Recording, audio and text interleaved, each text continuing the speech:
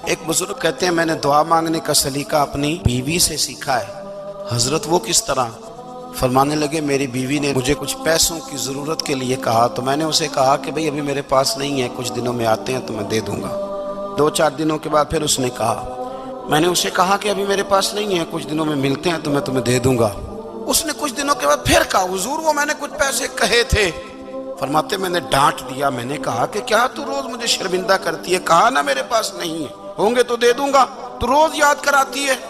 मुझे कहने लगी, आपने डांट दिया, मैंने सह लिया, पर आप ही मेरे शौहर हैं, बताएं ना, आपसे न कहूं तो मैं किससे जाके कहूं। फरमाते, मैं रो पड़ा।